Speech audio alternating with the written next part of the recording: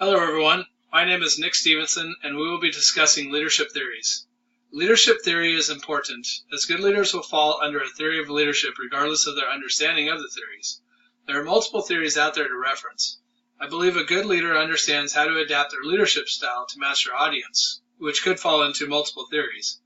But for this discussion, we will be concentrating on the participative leadership theory. Participative leadership can be defined as the supervisor trusting in their subordinates to participate in the decision-making process. Participative leadership means that everyone is involved in key decisions. It could be understood that participative decision-making is more of a democratic approach to leadership. Motivation is commonly associated to transformation leadership theory, but it also plays a role in participative leadership. One must motivate a group of individuals to want to solve the issue the group is addressing with participative leadership, which also helps to bring a group of individuals together seeking a common goal. Participative leadership has a long, undefined history. The groundwork for the theory was laid out by Lewin in 1939, but the specifics of what makes a leader a supporter of participative leadership is mostly defined by the leader themselves. Because of the lack of specific definition, people can hide their true motives behind the guise of participative leadership. The lack of specific definition allows for a leader to work in a more authoritarian environment where the leader makes all the decisions and makes it seem like the decision came from the group. This is the danger of participative leadership.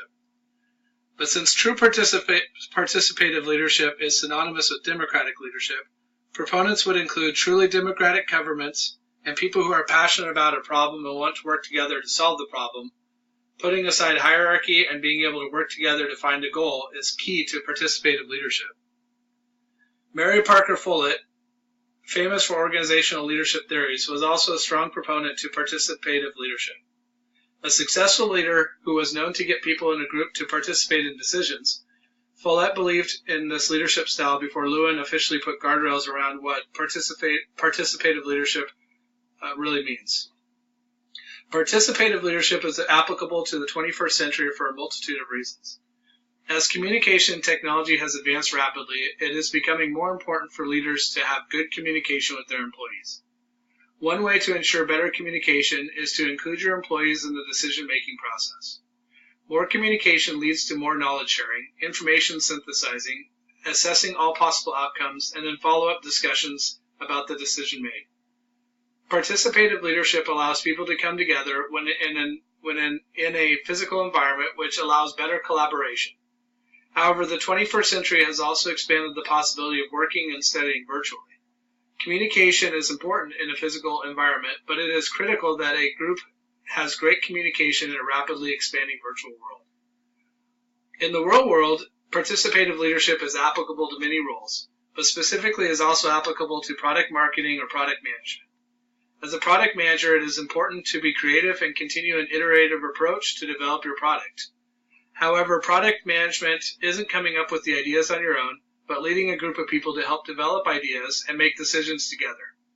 Influence is an important part of a product management skill set. Thus, product managers need to be able to own the product, but also work with others to make decisions on where the team wants to take the product. This can be very useful, as including others in decisions and product ideation can bring ideas to life that the product manager didn't think of. The product managers, other workers on the team, and leadership all feel empowered to make the right choices. Ultimately, the product team owns the results together and works together to develop solutions key to resolving issues. Participative leadership requires trust and collaboration among a group of people working together for a common cause.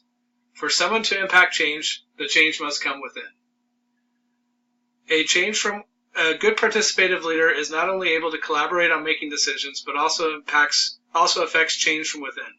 Allowing people to come up with ideas is one thing, but a great leader can coach a group of people to come to their same conclusions as if it is their idea. This is the very essence of leadership influence at its core. John C. Maxwell said, "Leadership is not about titles, positions, or flowcharts. It is about one life influencing another." There are many leadership theories out there for each of us to fit under, but ultimately leadership is about influencing people. So my call for everyone today as we finish up our discussion is think about how you are going to influence people and be a change maker today.